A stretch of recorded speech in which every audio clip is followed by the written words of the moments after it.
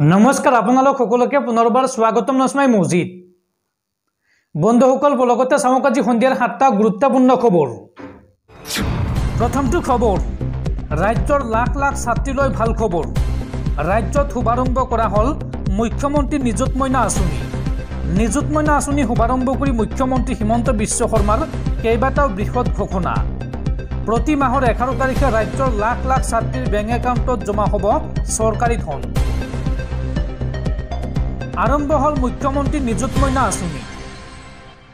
এই আঁচনি শুভাৰম্ভ কৰি মুখ্যমন্ত্ৰী হিমন্ত বিশ্ব শৰ্মাৰ কেইবাটাও বৃহৎ ঘোষণা। প্ৰতি মাহৰ 11 তাৰিখে বেংক একাউণ্টত সোমাব চৰকাৰী ধন। হায়াৰ ছেকেণ্ডাৰীৰ পৰা স্নাতকোত্তৰলৈ ছাত্ৰীয়ে পাব চৰকাৰী ধন। গৰম বন্ধৰ সময়ত এই ধন নাপাব। বিদ্যালয়ত অত্যাধিক অনুপস্থিত থকা ছাত্ৰীয়ে নাপাব এই ধন। লগতে স্নাতক পৰ্যায়ত বিয়াত বহা ছাত্ৰীয়ে নাপাব এই নিযুত মইনা আঁচনিৰ ধন। আৰু স্নাতক পৰ্যায়লৈ বিয়াত নবহিলে লাভ কৰি থাকিব এই ধন। ৰাজ্যৰ মুঠ 1,59,093 গৰাকী ছাত্ৰীৰ বেংক একাউণ্টত সোমাব এই নিযুত মইনা আঁচনিৰ ধন। হায়াৰ ছেকেণ্ডাৰী প্ৰতিগৰাকী ছাত্ৰীয়ে মাহেকত লাভ কৰিব 1,000কৈ টকা। স্নাতক পৰ্যায়ত প্ৰতিগৰাকী ছাত্ৰীয়ে প্ৰতিমাহে লাভ কৰিব 1,250 টকাকৈ। আৰু স্নাতকোত্তৰত অৰ্থাৎ MA পৰা ছাত্ৰীয়ে লাভ কৰিব 2,500 টকাকৈ। আৰু এই আঁচনিৰ অধীনত ৰাজ্যৰ 10 লাখ শিক্ষাৰ্থীক সামৰি লোৱাৰ লক্ষ্য ৰাজ্য চৰকাৰৰ। নিযুত মইনা আঁচনিৰ লক্ষ্য কি বা এই আঁচনি অসম চৰকাৰে কিয় আনিছে চাওঁ আহক। কন্যা সন্তানক উচ্চ শিক্ষিত কৰাৰ লক্ষ্য ৰাজ্য চৰকাৰৰ। আৰু বাল্য বিবাহ ৰোধ কৰিবলৈ এই পদক্ষেপ গ্ৰহণ কৰিছে চৰকাৰে।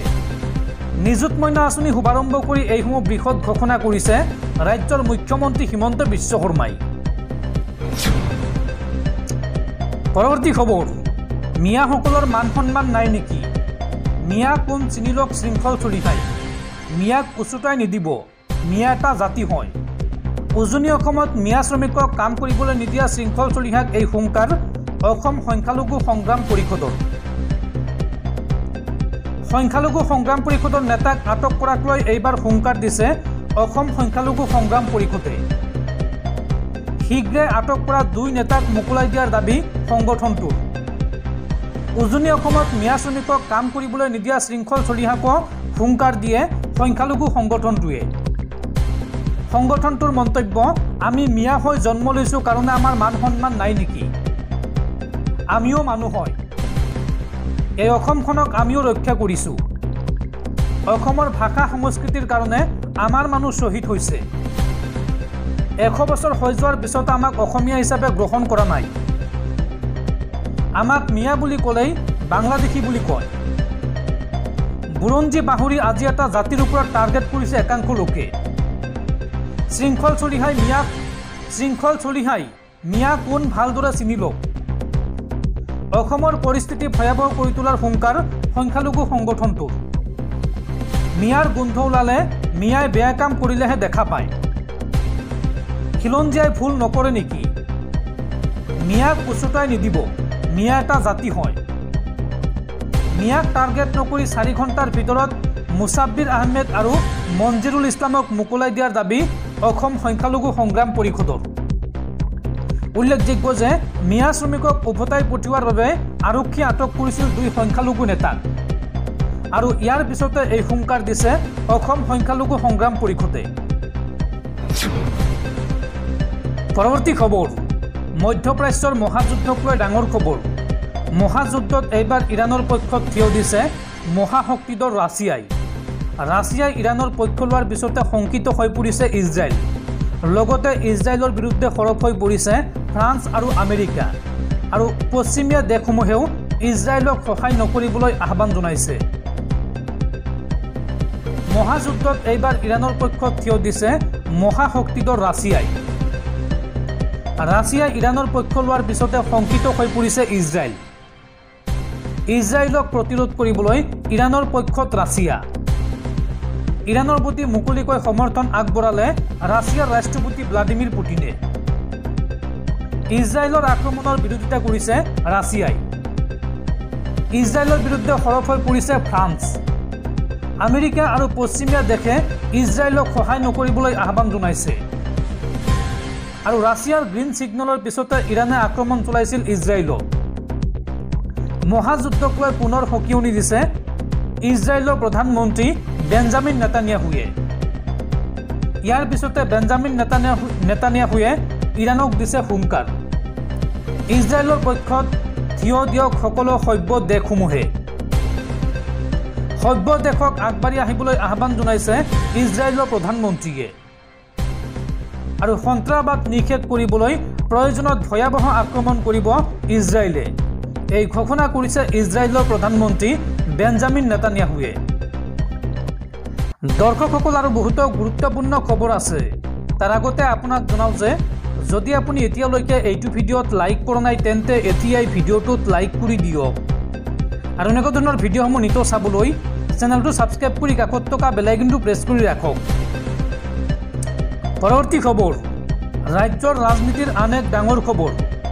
BTRত BPF আৰু UPPL একজোট হ'লে বিপদত পৰিব বিজেপি।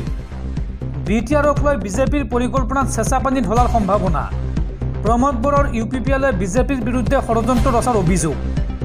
বিজেপি আৰু UPPLৰ মিত্ৰতাত সন্দেহ আৰু সংশয় আনিলে BPF প্ৰধান হাগ্ৰামা মহিলাৰীয়ে।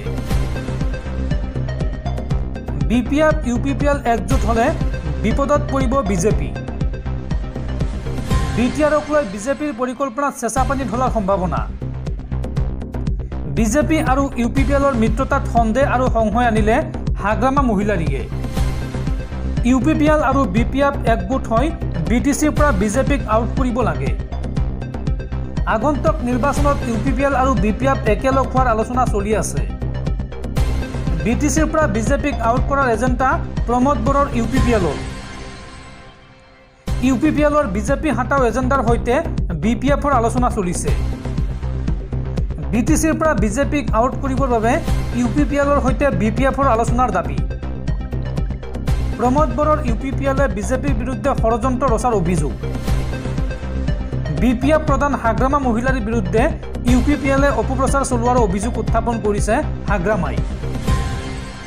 UPPLৰ সৈতে মিত্ৰতা হ'লে হাগ্ৰামা কেবিনেট মন্ত্ৰী হ'ব বুলি প্ৰচাৰ কৰিছিল UPPLে। ইফালে UPPLৰ এনে অপপ্ৰচাৰক লৈ ক্ষোভ প্ৰকাশ কৰিছে BPF প্ৰধান হাগ্ৰামা মহিলাৰীয়ে। পৰৱৰ্তী খবৰ, দুৰ্গা পূজাৰ আনন্দৰ মাজতে ৰাজ্যত ভয়ংকৰ পথ দুৰ্ঘটনা। ভয়ংকৰ পথ দুৰ্ঘটনাত থিতাতে মৃত্যু হৈছে 3জন লোকৰ। লগতে 2জনৰ অৱস্থা অতি সংকটজনক। পূজাৰ আনন্দৰ মাজতে ৰাজ্যত ভয়ংকৰ পথ দুৰ্ঘটনা। ভয়ংকৰ পথ দুৰ্ঘটনাত থিতাতে মৃত্যু হৈছে 3জনকৈ লোকৰ। পথৰ দাঁতিৰ গছত প্ৰচণ্ড খুন্দা মাৰিলে এখন দ্ৰুতবেগী বাহনে। নিশা নুমলীগড়ত সংঘটিত হৈছে এই ভয়ংকৰ পথ দুৰ্ঘটনা। দুৰ্ঘটনাত আন 2জন ব্যক্তি গুৰুতৰভাৱে আঘাতপ্ৰাপ্ত হৈছে। আৰু এই ভয়ংকৰ পথ দুৰ্ঘটনাত থিতাতে নিহত হৈছে নগাঁৱৰ অভিযন্তা দেৱজিৎ বৰদলৈ। দুৰ্ঘটনাত মৰঙীৰ 5 নং ৰংবঙৰ ঠিকাদাৰ বিৰিঞ্চি বৰা নিহত হৈছে। লগতে জাগিৰ ৰোডৰ অভিযন্তা পাৰ্থপ্ৰতিম বংঠাইৰ কৰুণ মৃত্যু হৈছে এই ভয়ংকৰ পথ দুৰ্ঘটনাত। আৰু কেওজন NRLৰ PKC নামৰ ঠিকাদাৰী প্ৰতিষ্ঠানৰ কৰ্মচাৰী। 39 নং ৰাষ্ট্ৰীয় ঘাইপথৰ দেওপাহাৰৰ সমীপত সংঘটিত হৈছে এই ভয়ংকৰ পথ দুৰ্ঘটনা। পৰৱৰ্তী খবৰ, সাৱধান ৰাজ্যবাসী। ৰাজ্যত পুনৰ হ'ব ধাৰাসাৰ বৰষুণ। এইবাৰ তীব্ৰ গতিৰে আহি আছে সাগৰীয় ঘূৰ্ণী বতাহ। দুৰ্গা পূজাৰ সময়তে ৰাজ্যত হ'ব প্ৰচণ্ড বৰষুণ। আৰু এই সন্দৰ্ভত ৰাজ্যৰ কেইবাখনো জিলাত হাই এলাৰ্ট জাৰি বতৰ বিজ্ঞান কেন্দ্ৰৰ। বতৰৰ বাবে এইবাৰ ৰাজ্যত ম্লান পৰিব পাৰে দুৰ্গা পূজাৰ উৎসাহ। দুৰ্গা পূজাৰ সময়তে ৰাজ্যত প্ৰচণ্ড বৰষুণৰ সম্ভাৱনা। উল্লেখযোগ্য যে বিগত কেইবাদিনৰ পৰা ৰাজ্যত অব্যাহত আছে মুখলধাৰ বৰষুণ। আৰু এইবাৰ প্ৰতি ঘণ্টাত 1.5 কিলোমিটাৰ গতিৰে আহি আছে সাগৰীয় ঘূৰ্ণী বতাহ। সাগৰ পৃষ্ঠত সৃষ্টি হোৱা ঘূৰ্ণী বতাহৰ প্ৰভাৱ পৰিব অসম তথা উত্তৰ পূবত। অসমৰ কেইবাখনো জিলাত এই সন্দৰ্ভত জাৰি কৰা হৈছে হাই এলাৰ্ট।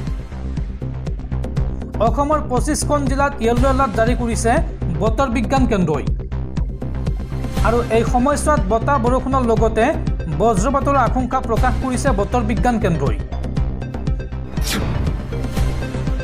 পৰৱৰ্তী খবৰ, ৰাজ্যৰ মেধাৱী শিক্ষাৰ্থীলৈ ভাল খবৰ।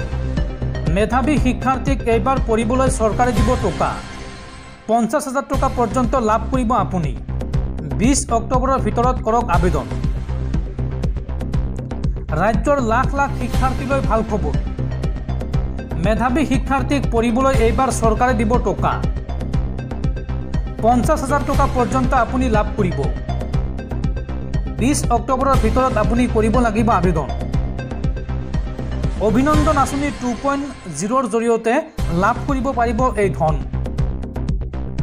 আৰু 50,000 টকা পৰ্যন্ত ৰাজ সাহায্য প্ৰদান কৰা হ'ব শিক্ষাৰ্থীসকলক এই আঁচনিৰ জৰিয়তে। এই আঁচনিত আবেদন কৰিবলৈ আপুনি ভিজিট কৰিব লাগিব didias.assam.gov.in। এই ৱেবছাইটৰ জৰিয়তে আপুনি অনলাইনত কৰিব পাৰিব আবেদন।